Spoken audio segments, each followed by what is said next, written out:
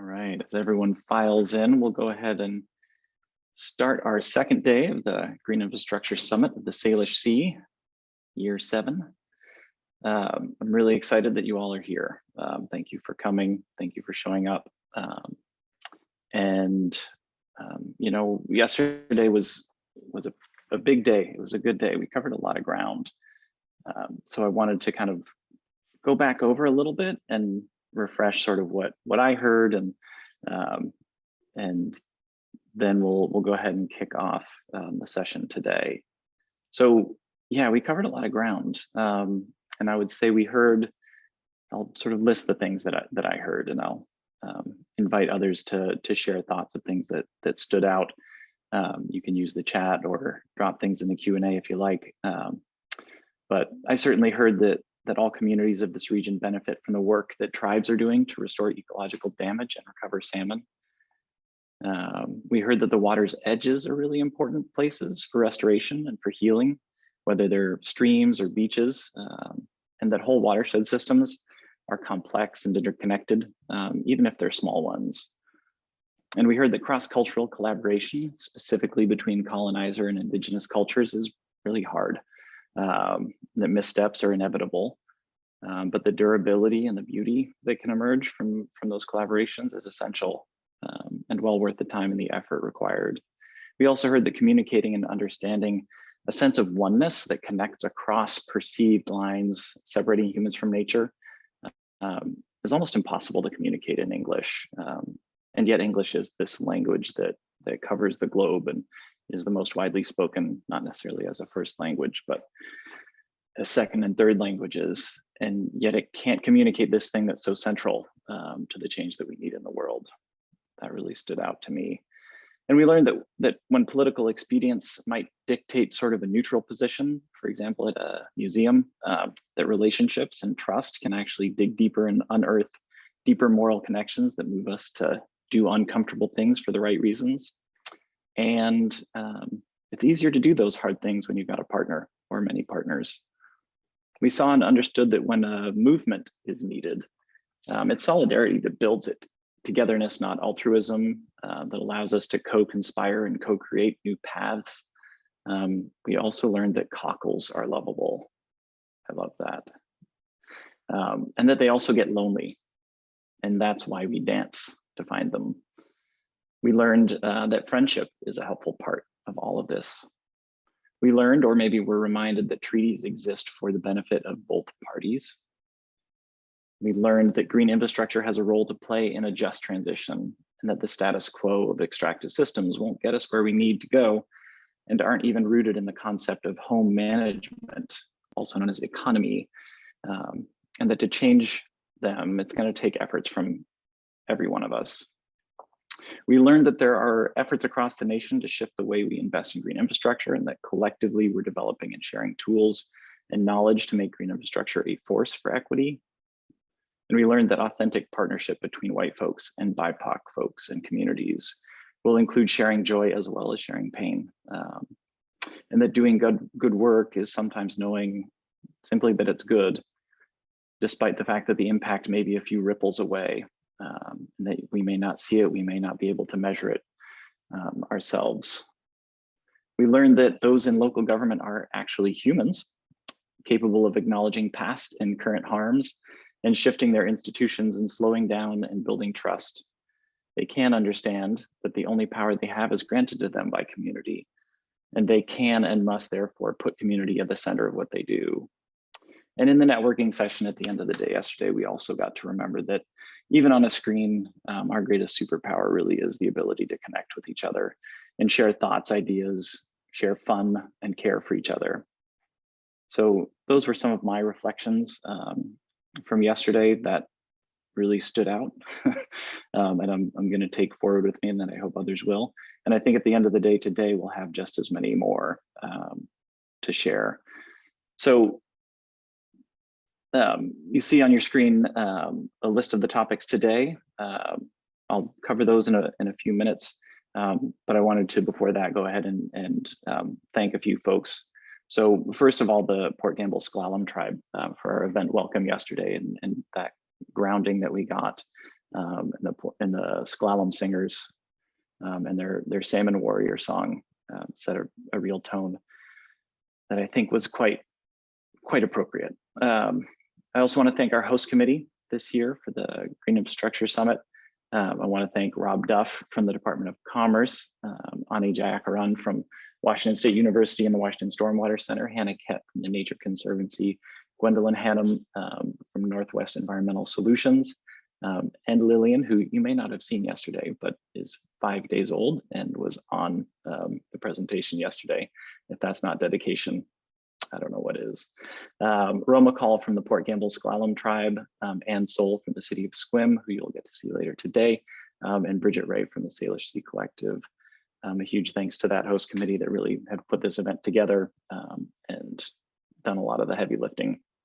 I also want to thank Stewardship Partners, the organization that I have the honor to work for, Emma, Todd, David, Chris, Ashley, Maggie, the other Aaron, and Anne-Marie. It's quite a small but mighty team. And I just wanted to say a word about what this organization is.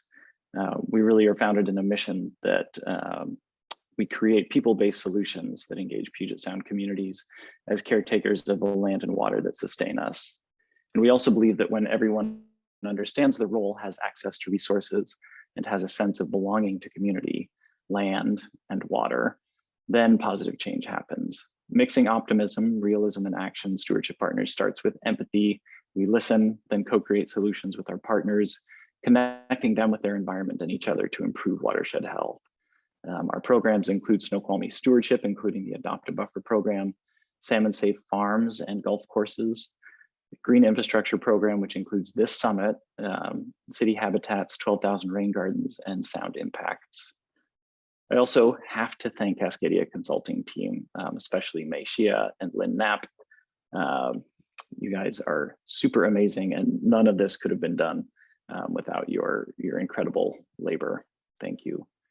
The advisory committee that helped us select sessions for this year and presentations, Shasta McKinney from SPU, Kathy Gwillim from MIG, Steph Mazzilli from Puget Sound Institute, Karen DeNicola and Joey Jiang from the Department of Ecology, Ellen Southard from Site Story, Derek Hahn from Snohomish Conservation District.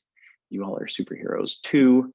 And of course, our sponsors who make this event possible and make it as accessible as possible for folks to attend with discounts and scholarships, as well as underwriting the whole darn thing. Thank you. We're incredibly grateful. King County as our premier sponsor, and especially for being good sports, taking a little heat yesterday. I hope that landed for you the way I intended it to. Also, the Nature Conservancy, Boeing, the Russell Family Foundation, the Department of Ecology, the Washington State Department of Commerce, Geosyntex, Seattle Aquarium, Jacobs, Martha Konsgaard, Green Print Partners, Barbara Snap, Parametrics, MIG, Herrera, Stantec, City of Tacoma, Salmon Safe, King Conservation District, AESI, and Seattle Public Utilities. And now, just a word about logistics for today. Sessions are going to be similar to yesterday, 60 minutes each, except for the last one that'll be maybe 90. We might end a little early. We'll have 5 to 10 minutes between. And just like yesterday, access is through the 2022greeninfrastructure.com website, and look for that little join session button. You'll go back to that to go to the next session after each one ends. Use the Q&A function, audience, to submit your questions. That's a really great way to submit things and get answers on the fly as we move along. Chat function will be mostly for technical issues if you have them, sharing thoughts, ideas, reflections, and also for the chat quiz, which will have prizes. So listen closely to each of these presentations, because at the end of each session, there will be an opportunity to win an awesome prize. Sessions are going to be recorded, so you'll get to come back and review things that you might have felt like you missed or wanted to understand a little bit better, but also share with friends and colleagues. Let's see, the chat quiz prizes are awesome, and be sure to stick around for our last session of the day today. Right before lunch, the prize for that chat quiz is not only a ticket to next year's summit, but also I am going to organize a customized VIP Green Infrastructure tour for your group with me. Super special. What could be better, right? So today's sessions, disrupting the status quo in green infrastructure investment, is how we're going to start the day, coming up in a second. And the challenges of green infrastructure is going to get into more details about what's working, what's not, what we're learning in the green infrastructure world. And then we're going to end the day with trees, storms, and water, a climate resilience and the effectiveness of natural systems session. And then I'll have some very brief closing remarks at the end of that. But we're just very excited to have you here with us. So be sure to stay through that last session. And with that, I'm going to hand it over to my colleague, Rob Duff from the Department of Commerce, to get this session going. Thanks, Aaron.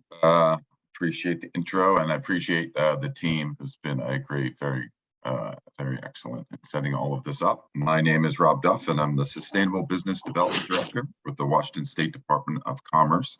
Very glad to be here at the summit. And I want to thank everybody for attending this morning's session. As Aaron said, it's titled Disrupting the Status Quo in Green Infrastructure Funding. You're going to hear 3 talks that are going to look at the many partners on green infrastructure, how the upcoming federal infrastructure bill is going to land and can be best utilized for GI. The importance of monitoring performance of stormwater controls to track progress. And then finally, upcoming efforts of the Public Works Board in exploring creative strategies for financing innovative infrastructure projects. So each of the speakers are going to try to save time for questions at the end of the presentation. So we ask the audience to submit their questions in the Q&A chat as we go. I'm going to follow these, and at the end of each presentation, I'm going to ask as many of these as I can of each presenter, but fear not, if I don't get to them all, our organizers are going to compile them and get them to the presenters after the session to be answered through email. So there's the logistics, and without further ado, I'm going to bring up Tracy Stanton. Tracy is the Executive Director of the Emerald Alliance for People, Nature, and Community. She brings 20 years of experience in the environmental policy and conservation finance realm, with a focus on collaboration with respect to natural infrastructure investment. Tracy, take it away. Great, thanks so much, Rob. Everybody hear me okay? Good. Well, it's a real honor to be here this morning and to kick off the second day of this terrific gathering of folks leaning into the work of how do we land funding to invest in our natural infrastructure across the Salish Sea. I want to start with a land acknowledgement, just to continue our respect for the work that has come before us through our Indigenous partners, and acknowledge that the land on which I sit as the traditional home of the Coast Salish people, home of all tribes and bands within the Duwamish, Suquamish, Tulalip, and Muckleshoot nations. Without their care of the landscape, we would not have access to this territory or the many benefits that it provides. I work in honor of the original caretakers of this land who are still here working alongside us and guiding us in our stewardship efforts. Thank you. So I was also reflecting on the many presentations yesterday, feeling very inspired. My presentation focused on where opportunities are for landing funding in honor of the work in our community-based through our community-based organizations, and what that's going to take in order to the funding that's coming, we know, but how is that funding going to hit the ground? I hope that throughout my presentation you find what I found yesterday, shifting from that extractive to that reciprocal model of planning and design, understanding and talking about what we're working against, rejecting the status quo, which I think this whole conference, this summit is really leaning into. We are looking at a growth and an abundance mindset, and we're looking at clear and positive vision of what we're working for. So I look forward to telling you a little bit about the work of the Emerald Alliance and how we're leaning into this work to provide some resources and support of natural infrastructure funding coming, and how that's going to hit the ground. So it starts with the story of the Emerald Alliance and the value that really drives the work that we do, and this vision of that it really starts with the health of our place and the health of the environment. And from that, then we have the health of people, thriving communities and the health of the regional economy. And it's a little hard to see my arrows down here. I hope. There we go. So these are just a myriad of photos from our website that represent the kind of landscape that and the connectivity across the landscapes that the Emerald Alliance is focused on, and the people that are connected to that landscape. And we talked a lot yesterday about this regional view of our natural systems and green infrastructure, and we certainly focus on that in the work of the Emerald Alliance and the very multiple ways in which the landscape provides benefit to people and how we the people engage in activities on that landscape. The clear driver of what we're trying to do is engage new voices in the work of funding and policy for natural infrastructure advancement. And that means centering equity in that work.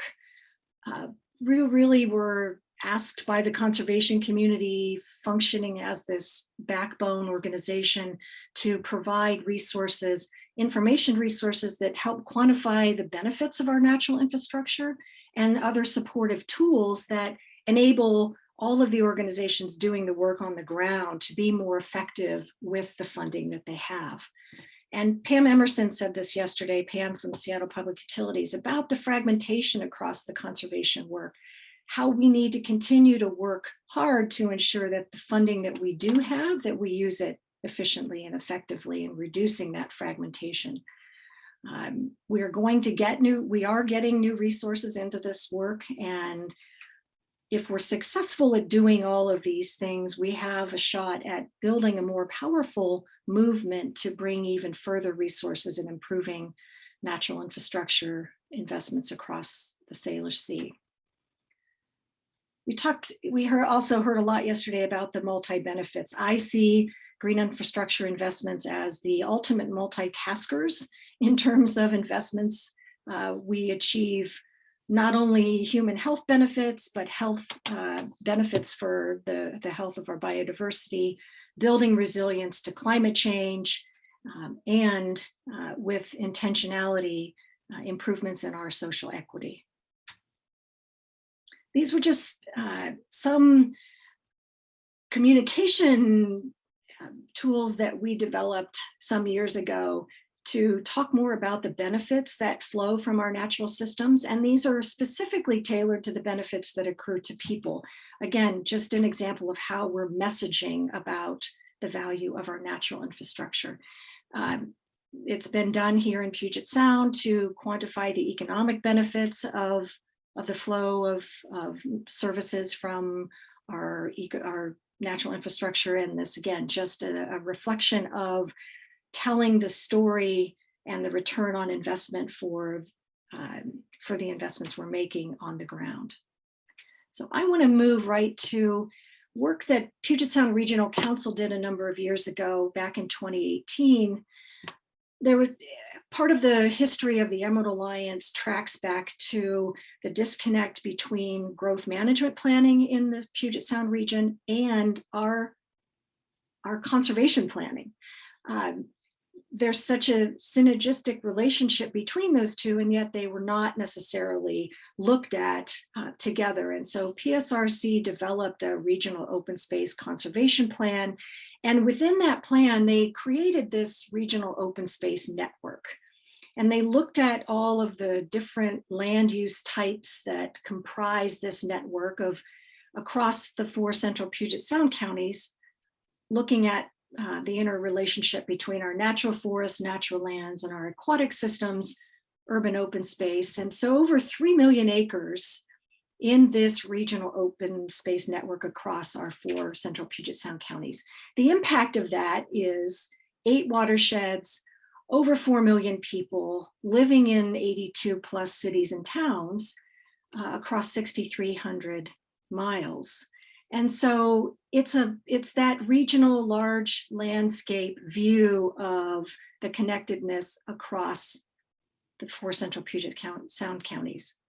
What it also looked at was what are the total conservation needs within that open space network?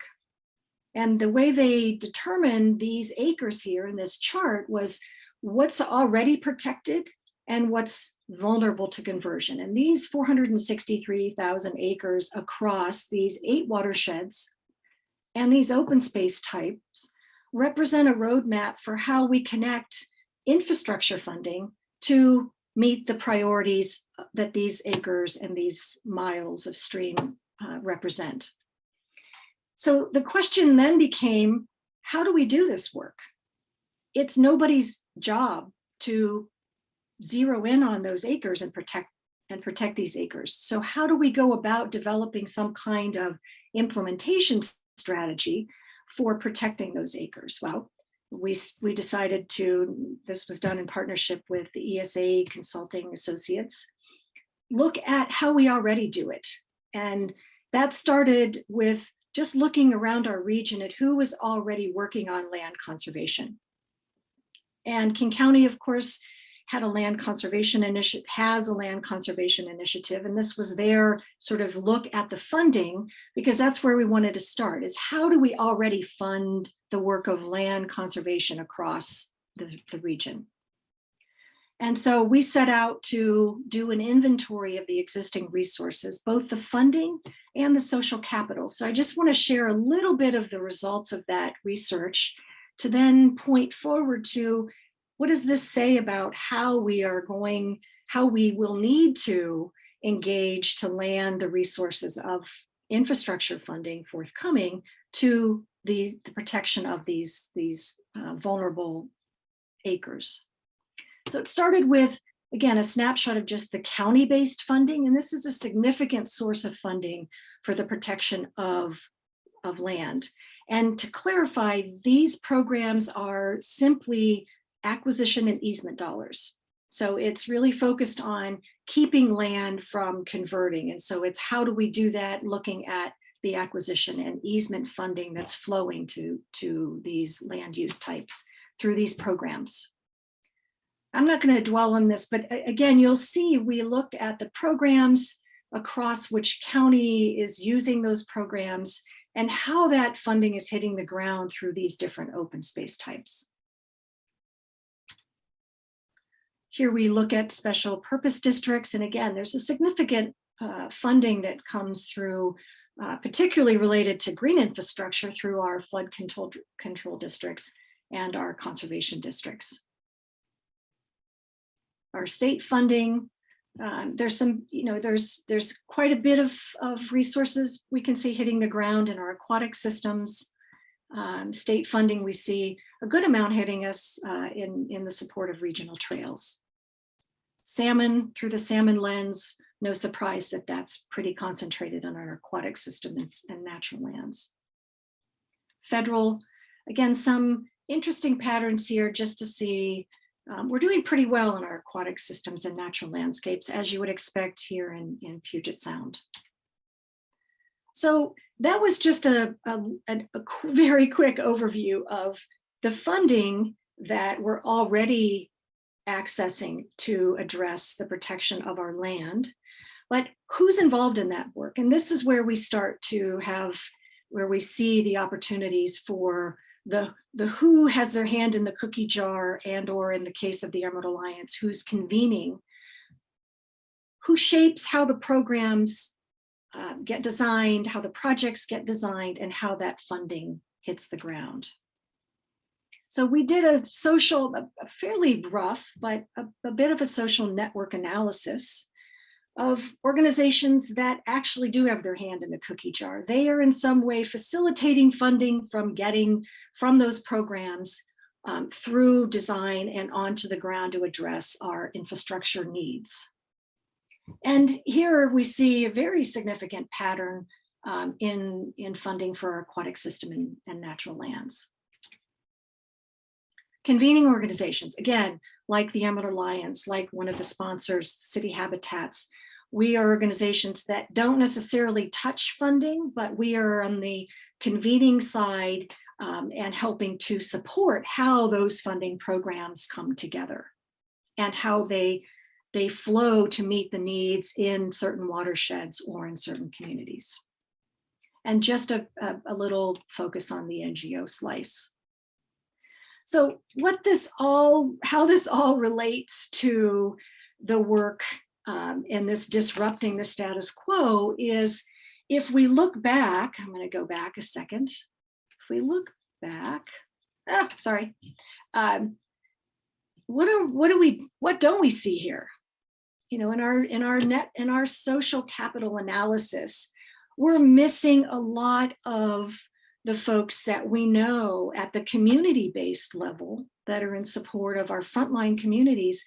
They haven't historically been significant players in the conversations, in the design of our projects, and in access and gaining access to the dollars that are flowing at least to land acquisition and easements.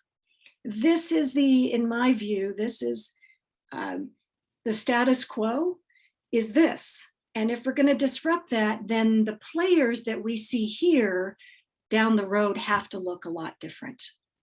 That's where I think the big opportunity comes in. The money is going to come through our SRF programs significantly for drinking and source water protection.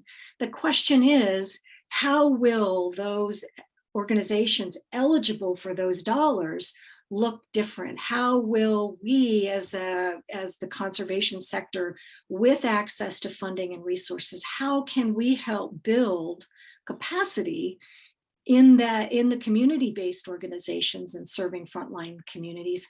How can we help facilitate the building of that capacity? There is existing capacity, but it's not uniformly consistent across the communities that we know need access to resources. And that's where we are the disruptors of the status quo and leaning in to serve in support of the development of that capacity, including with our tribal partners, including with the organizations that we saw represented yesterday, called out front and centered, and other organizations that are working to rise, to connect those important resources and policy initiatives to the needs of frontline communities. And if we're successful in doing that, then we're elevating the collective impact of everyone. And again, as a convening organization, this is our responsibility to lean into this work and bring supportive resources to all of the folks that are building projects like this. And what do those tools look like? Some of them were talked about yesterday. I'm looking forward to downloading the report from the Green Infrastructure Exchange to see what that framework looks like that we can learn from. There's an article in today's Seattle Times that talks about the climate and justice economic justice screening tool that will drive the resources through the Justice 40 program at the national level. And I'll drop a link to that article in the chat. It's worth reading because it talks about what are the 8 different criteria that they use within that tool that directs resources. And interestingly enough, the article is talking about that race is not one of them. And that builds off of the California, the CalScreen tool, and where race was also not one of the factors. And that's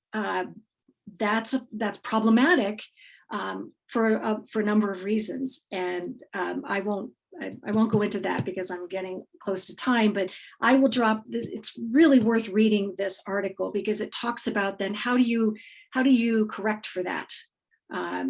But this is part of the disrupting the status quo, is the tools that we need to know how to connect resources to community-based assets that can work in support of designing projects like this in our frontline communities. And what are the metrics that we're going to use, the screening metrics that we'll use to direct those resources to the communities most in need? And so with that, I will leave the rest of my time for any questions that you might have. Thank you, Tracy. I'll assume we have one question, so I'm just going to go ahead and do it. I think we're close to time, maybe a little bit over, but we have a question from Heidi Segelbaum. It's about GMA, Growth Management Act, and she asked you, Tracy, what have you seen that is promising regarding changes in the GMA that relate to integrated land and water planning?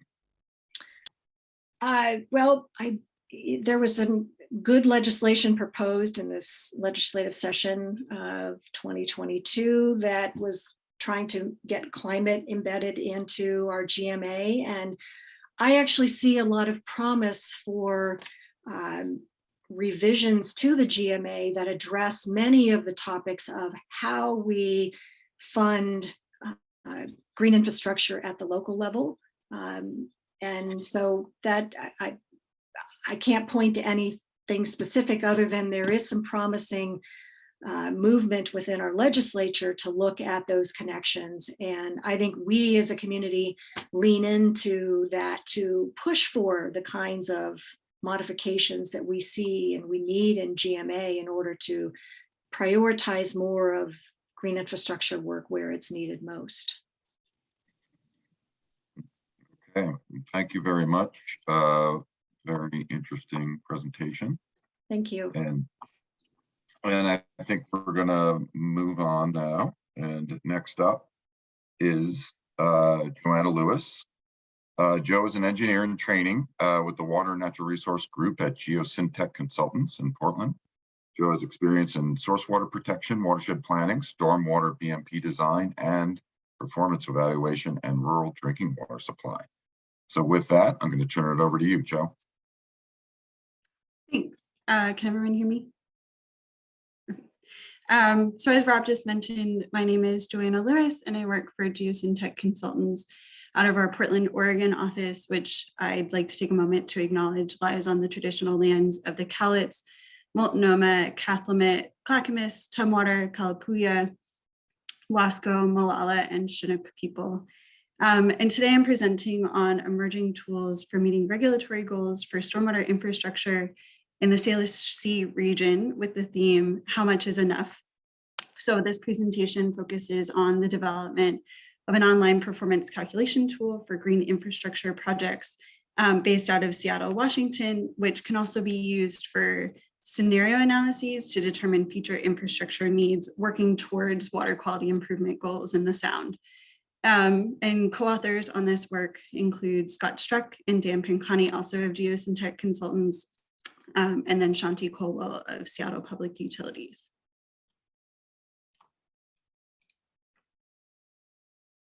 Okay.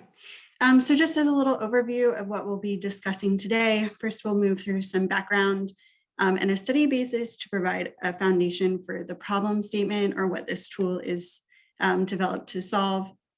Then we'll spend some time overviewing the tool and its features and applications.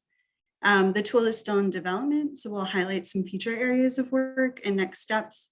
And then I'll briefly mention some other tools sort of in the same family of improving green infrastructure planning. And then I'm hoping we'll have a little time at the end for some questions and answers. We'll move through the first bullet point of this background pretty quickly because I think we're all familiar with the area. But the city of Seattle is located on the Puget Sound, which is in the southern portion of the Salish Sea. And the Sound drains an area of about 12,000 square miles, which makes it the second largest estuary in the United States.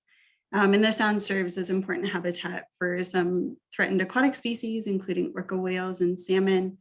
And it's experiencing increasing contamination, especially with increasing urbanization in the area. And a needs assessment of the Sound in 2011 showed that stormwater runoff is one of the largest contributors of pollution to the Puget Sound. And specifically, stormwater is recognized as the largest source of urban pollution to the Sound. So the city of Seattle, through Seattle Public Utilities, manages its stormwater through both municipal separate storm sewer systems, or MS4s, and combined sewer systems. And those two systems just relate to MS4s have a separate infrastructure network specifically designed for stormwater, while combined sewers incorporate both sanitary discharges and stormwater discharges in the same or shared stormwater network or infrastructure network. And importantly, MS4s cover about 2/3 of the city. So you can see in the map on the right, MS4s are represented by the purple and green areas, while combined sewer systems are represented in yellow.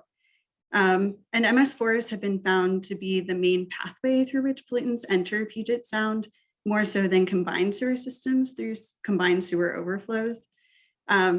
A 2011 study showed that MS4s contributed as much as 50 times more flow or water volume and 30 times more solids to the lower Duwamish River than combined sewer overflows.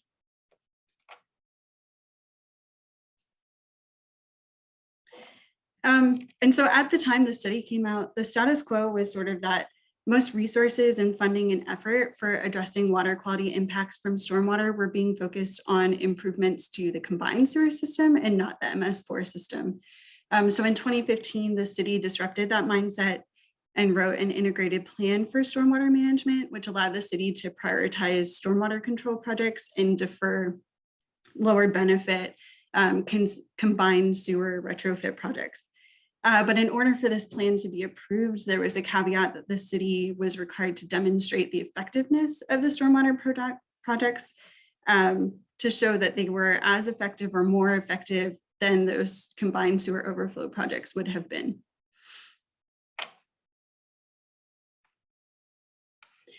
And so the part of the integrated plan that we're going to focus on today is called the Natural Drainage Systems Partnering Program. And the goal of this program was to install green infrastructure stormwater management systems along the city's roadways. So you can see in the photos on the right, these are infrastructure like biofiltration systems and bioswales. And these are photos of actual NDS partnering projects that have been implemented on the ground. And this program is associated with certain volume and pollutant load reduction goals, which were determined through a pollutant load model that was developed in 2013 specifically for the NDS partnering areas. And the pollutant load model used land use information to characterize pollutant loads for existing conditions. And then it predicted load reductions for a variety of green infrastructure project types, but based on literature reviews. And this was helpful because it helped determine the necessary volumes of treatment and pollutant load reduction goals for pollutants of interest, which for the Sound region included metals, nutrients, bacteria, solids, and PCBs. And then finally, I mentioned already that the city was required to demonstrate the effectiveness of the NDS partnering projects as part of the acceptance of the integrated plan to prove that they were functioning like the pollutant load model would predict. So there's a monitoring program in place at several of the implemented NDS partnering projects with more plans to implement monitoring on the way for future projects. And these monitoring plans look at flow volumes into and out of the BMPs, as well as concentration reductions for those pollutants of interest. And where you have flows and concentrations, you can predict pollutant loads into and out of those projects, and you can predict load reductions for monitored events, excuse me.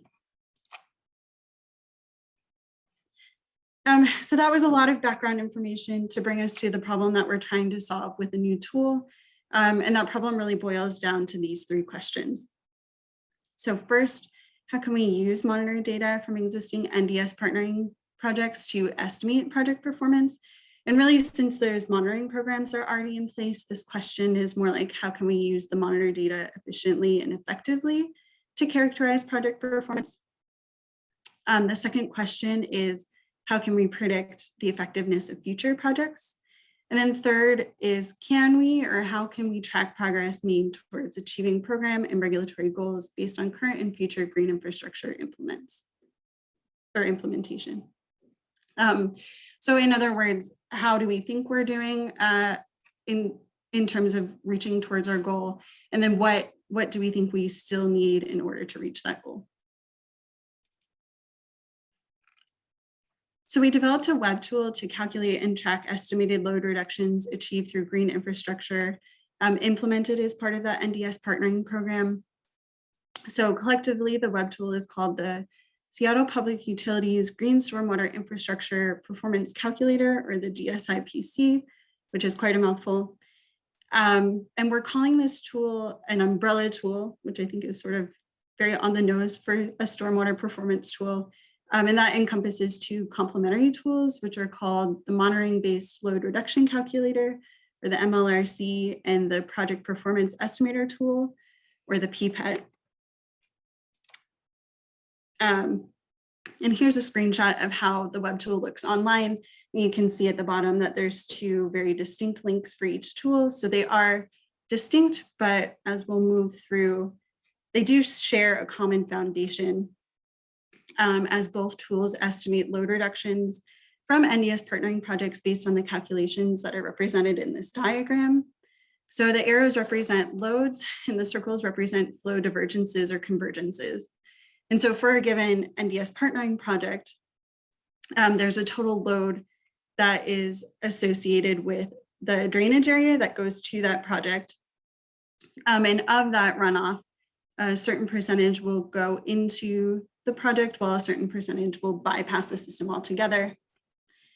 And then of the water that goes into the project, load reduction can be achieved through two main pathways. The first is through volume reduction. So for example, through infiltration, where a volume of water is lost from the system. And we assume that all of the pollutants associated with that volume of water are also lost to the system. And then secondly, loads can be reduced through concentration reduction, through treatment through the BMP. So for example, through filtration or maybe plant uptake, where the concentration of pollutant is reduced from the volume of water that will eventually exit the NDS partnering project. And so of the volume of water that leaves the project, it'll combine again with the bypass water, and the load that's included in that combined discharge compared to the total watershed runoff load represents the load reduction that's associated with that NDS partnering project.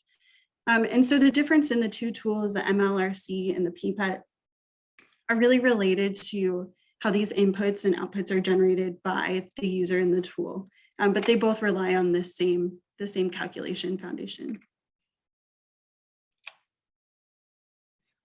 So first we'll move through the MLRC, which, just as a disclaimer, this module is pretty specific to the reporting regulations required for the integrated plan, but we'll use this foundation to talk about the PPET, which has maybe a broader application potential. And so the MLRC performs the calculations you just saw in the last slide based on actual monitoring data from the NDS partnering projects. And so those projects monitor for influent and effluent concentrations and then influent and effluent storm volumes. And the tool allows users to predict capture efficiencies by parameterizing the drainage area to the stormwater project and comparing the predicted runoff volume from the subcatchment to the uploaded inflow data. And then the tool also looks at influent, effluent, and reduced loads based on water quality data and flow volumes, and then displays the results in tables and graphs. So you can see in the screenshots on the right, the user uploaded inflow and outflow data for a storm event, and then also uploaded dissolved copper concentrations. And what you see in the graph at the bottom is an influent load, and then on the right, what came out of the under drain is outflow, and then in the middle, the reduced load. And you can see that in this particular storm event, there was no bypass that happened on the BMP. So we think one of the best features of the MLRC is that the data upload forms are compatible with electronic data deliverables, or EDDs, which is how water quality data is received from laboratory analyses. So this form just makes it really easy to upload data into the tool. So users can copy paste data from those EDDs and flow records, and then the tool will ask you to distinguish discrete storm events. And then these data forms are uploaded right to the tool. And then the tool reads these data inputs and can issue warnings of potential data upload errors. So some of the errors include a potential mislabeling of storm events as it looks at the dates and times that you enter in for the various data that it reads on the Excel sheet. And then it could also issue a warning based on a low number of storm events, which, right, if you only have 1 or 2 storm events that you've monitored, it might indicate that the tool results are not necessarily representative of long-term treatment efficiencies from that particular BMP. Another key feature of the MLRC is the ability to allow or disallow export of pollutants from the NDS partnering project. So the integrated plan was written establishing goals based on the assumption that no pollutants would be exported from the partnering projects, which we've seen through data is not true, that sometimes pollutants are discharged from those BMPs. So disallowing export allows the support of regulatory reporting, but users can allow export, which can better define BMP performance for internal knowledge. And then it can also help define BMP feature needs, as we'll see in the upcoming slides on the PPET. So you can see in these examples here, the example on the left allows export, and you can see that the outflow from the underdrain has a much higher load than the influent, and there's a negative reduction versus the figure on the right, which does not allow pollutant export. The tool assumes that the outflow pollutant load is the same as the influent load.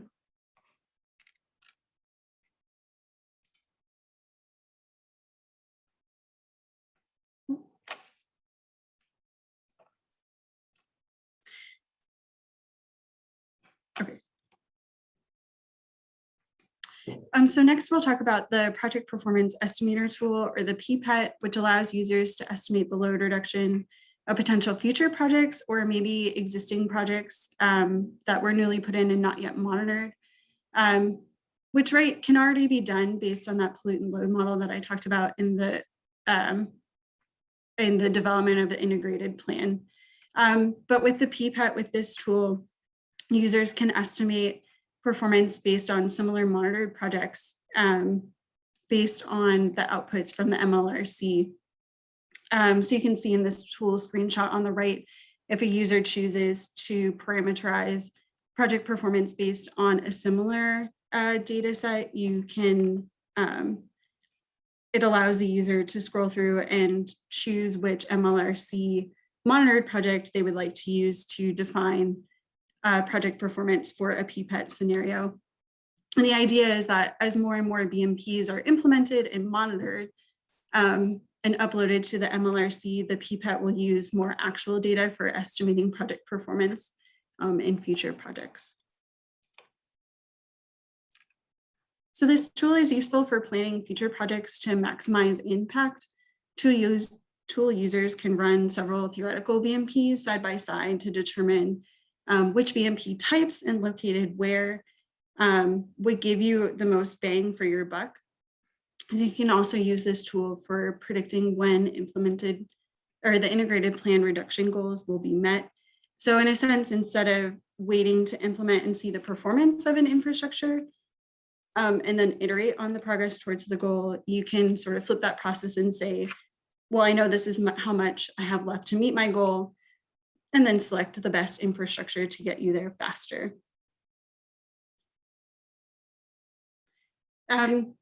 So the GSIPC is currently a functional web application tool that's currently being refined through a peer review process with Herrera consultants.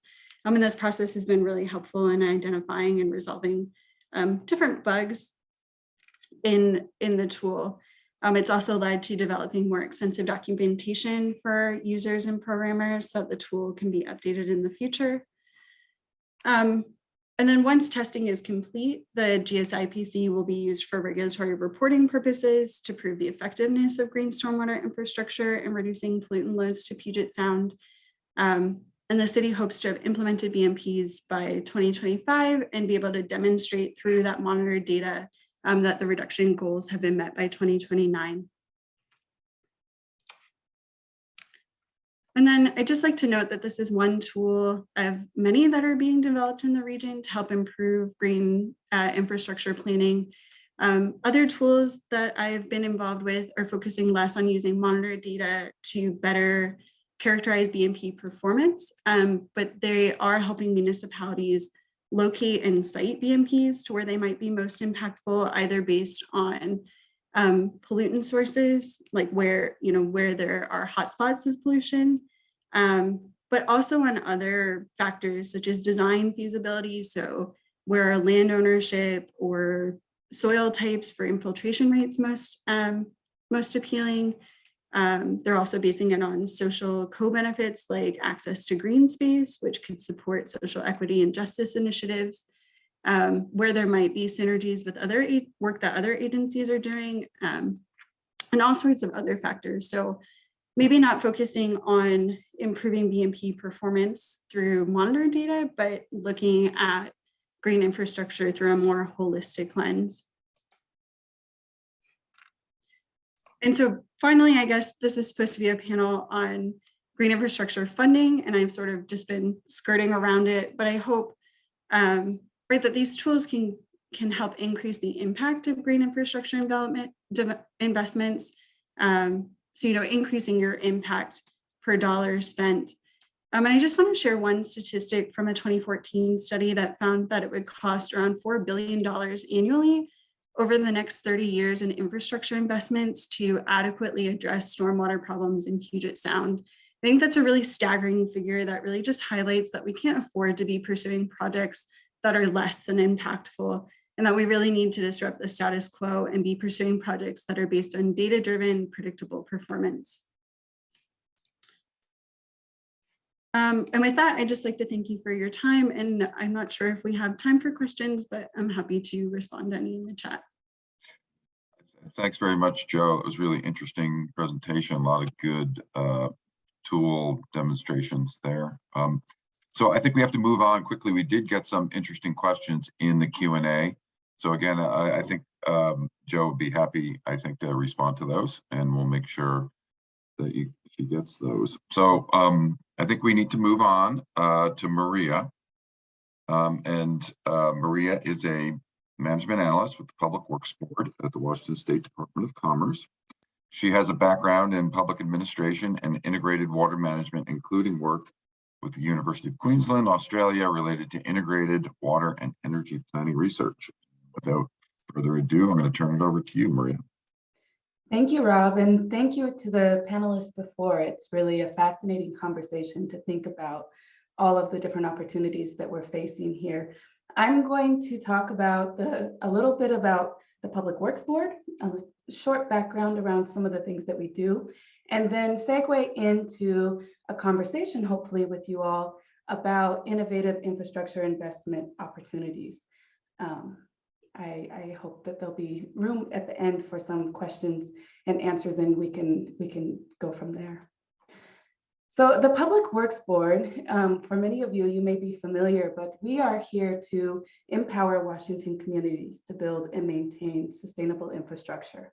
And this is something that the board has been doing for some time. So we have had this authority since 1985, and we have been working with our cities and counties realtors since 1985 to provide resources to communities to build sustainable infrastructure. Oops, I'm going too fast. It is really quite interesting to think about the types of applicants that are eligible for receiving funding from the Public Works Board. We have a really wide range of systems that we can fund. So domestic water, wastewater, stormwater, roads, solid waste, bridges, all of these types of systems can receive funding and support through their counties, cities, special purpose districts, quasi-municipal organizations. And I think that's really important to note, that we can touch all of these different systems within one project. In the last couple of years, we have been given the opportunity to support broadband infrastructure. And in that space, we've expanded the eligible applicants to a lot more folks. So you can see ports, tribes, NGOs, and even businesses can come to the Public Works Board as an applicant and request funding in either as a loan or as a grant in some cases. So this is just a quick preview of the sorts of eligibility applicants that we have coming to the board for funding. I wanted to touch on the fact that we feel really strongly that we have an advantage in the funding space because there is this ease to access and administer funding. We don't operate in the same space as some of our federal funders. And so we hear from small communities, large communities, different people who receive funding from the Public Works Board that we are a lot easier to access and administer. And so that's sort of this advantage that we want to highlight and make sure that those of you who are looking for opportunities to get funding for your projects, to please remember that there is this, there's an opportunity that the Public Works Board can offer. And we can work with many different communities, small and large. And we are experienced in providing a revolving loan fund in the sense that it's sort of the magic of the Public Works Board is that we can provide grants and loans, but by doing loans, we then are able to keep the fund rolling and continue to support communities in different places over the years. Finally, there's this ability for us to fund multiple infrastructure systems within a single project, as was touched on in the slide before. And that's something that we feel is really critical when we think about how we can work towards making sure that the communities are able to get more innovative, multi-beneficial projects on the ground. So we are in the space where we realize that there's an opportunity for us to explore and look at what does it look like to provide innovative infrastructure. And we are studying this and we are looking to understand what the true barriers are for utilizing funding for innovative systems and technologies, or even not just utilizing the funding, but what are some of those barriers that are really making it difficult for innovative, multi-beneficial projects to actually get from the start point in the pre-design all the way through to construction. And so we want to hear from you all in a lot of ways where those barriers exist so that we can design a program that is able to resolve some of those challenges. We are in the space where we can think about a program design that takes science and technology and the funding components and sort of links them together to be able to pull out really great innovative programs in the community. And I think that's a nice segue in the sense, I want to touch on the importance of hearing from Joanna about the different monitoring components that are out there. That is sort of an example of the importance of marrying that sort of monitoring component of the work and the science behind whether or not the program is functioning with the use of different technologies and communities and being able to scale it so that it makes sense in small communities and large communities and in different applications. So we want to hear what would be the appropriate program design for that. Any ideas in that space, we really are open to hearing. We want to see integrated holistic solutions that are scalable for communities across the state. And we believe that the Public Works Board is a really great space for that because we do have flexible funding in the sense that we can touch multiple systems with one project. And therefore we can get more of these multi-beneficial projects out the door. I want to highlight that there are many of these projects coming to us. In stormwater, in 2018, we have funded the city of Bremerton to replace fish barriers. We have worked with the wastewater treatment plant for flood protection in Okanagan. There's a lot of funding that is sort of cycled through the Public Works Board. We have had 93 awards and $104 million that's gone towards some of these projects. In our combined sewer systems, there are opportunities to have multi-beneficial projects, and we have been able to see those come together. In 2018 and in 2020, the Public Works Board provided funding to King County for the Georgetown wet weather treatment station, and that was a really important piece to protect the environment. City of Bothell has been looking at modernizing their utilities for growth and environmental protection, and they have been able to come to the Public Works Board for funding. So it's there.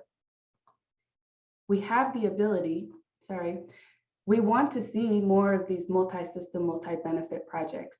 In 2018, City of Quincy was able to do a water reuse project funded with money from the Public Works Board. And that's really exciting. And we want to see more and more of those types of projects. So the question is, here we want to make sure that it's clear that the Public Works Board wants to continue to do more in this space. We want to see more climate resilient infrastructure coming to the Public Works Board for funding. And it could be in the space of blue-green streets, neighborhood scale stormwater facilities. The list is there. It includes many different opportunities. Who knows what it is that we can see happen? We want to emphasize that that's something that we would like to see more of. Because, I think that this community here knows very clearly that there is this need for new solutions and new ideas for the future. We definitely want to look at what are the opportunities for us to build out infrastructure that's climate resilient, not necessarily infrastructure that's just built and designed as it has been in the past. Because we are in a space where our water resources are stressed and finite, our population is growing, there is definitely a lot of pressures in our system. And so multi-beneficial projects that advance energy goals, decarbonization, climate resilience, and social equity are paramount. It's extremely important for us to move in this space. So my question to you all then is, if we could have a little discussion here, I would like to hear more about what are those barriers that you're experiencing. What's the biggest infrastructure challenges that we're dealing with here? And what innovations in infrastructure do you want to see? Where are those barriers in moving your multi-system integrated green infrastructure projects forward? And I believe that there'll be a link put into the chat. If you would mind following that link, if you have the time, and telling me more, also just jumping up and putting it in the chat or putting it out as a question. I invite comments and dialogue in this space. We are looking at moving forward with a understanding of what a program design would look like for innovative infrastructure.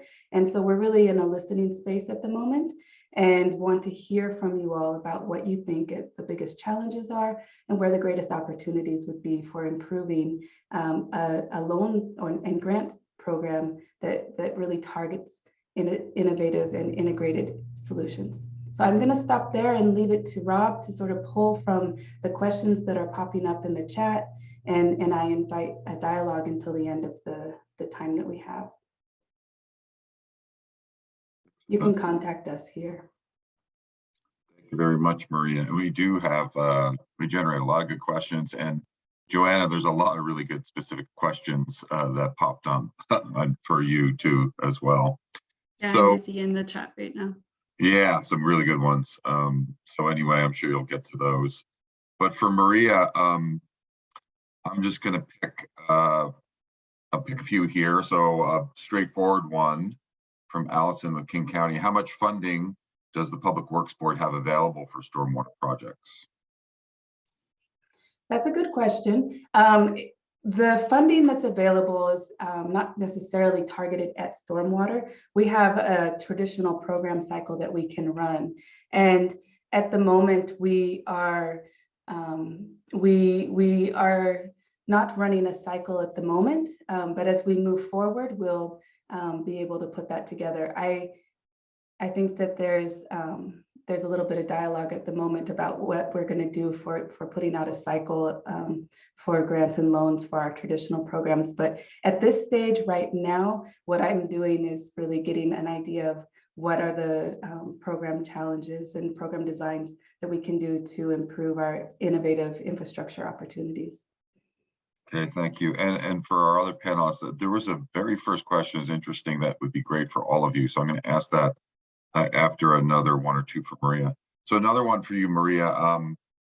in the spirit of collaboration, what has been your experience around the innovation pilot with state and local government as it relates to the responsibility, the regulatory responsibility that agencies have, which is a very good point. And will they be supportive of the board expanded role in this space? Yeah, absolutely. I think that in moving forward to develop recommendations for what a innovative infrastructure program would look like, there is obvious collaboration with the regulatory agencies.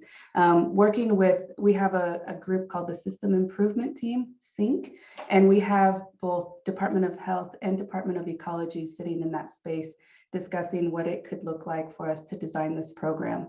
So I think there is support in understanding where the gaps and opportunities for improving our innovative programs.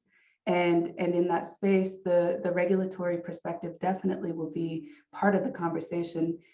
Any innovative projects that need to go forward definitely have to still be able to get the permits that are needed. And so collaboration in that space is key. And I believe, yes, they are supportive of understanding where these innovative opportunities exist and how we can sort of work together to get a program in play that's getting at the projects that maybe are not able to be funded through the SRFs, but could fall into the Public Works Board. So it's a dialogue and it's in play. Thank you. And then this one, the very first one, I think all three of you, we have just a couple minutes, but this is from Rob. I was curious about any experience folks have with participatory budgeting as a way to disrupt funding models, and any examples with GSI. And in my mind, I at first was thinking, how do we have disruptive ways to get money out through grants? But this is talking about participatory budgeting specifically. So maybe in both those realms, how do we make grants better? How do we budget better? I'll just say the only thing that I know about participatory budgeting and where it's been experimented with King County, but I don't think it was specific to GSI. And so it's a really interesting model, and it actually could have a lot of application in GSI project planning. Anybody else? Okay, Personally, I don't have any experience. Yeah, well, these were all really interesting, and as you can tell, generate a lot of really good questions that we couldn't all get to, but I think our conference organizers will compile them and get them out to each of you, and then you can answer them in detail later through email. So with that, I will turn it back over to Aaron and Lynn, but first want to thank all three of you. I really enjoyed all three of these things and thought they were very informative and flowed well together. So thanks very much to each of you.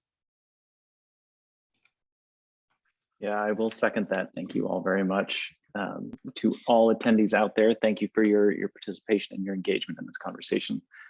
There's a lot to talk about here for sure, and we will do everything we can to facilitate the conversation continuing. So now is a good chance for you to take, I think we've got 5 or 10 minutes before the next session, and head back to the website and click the link to join session at 10:15 for the Challenges of Green Infrastructure session. And we'll see you back there shortly. Thanks, everybody.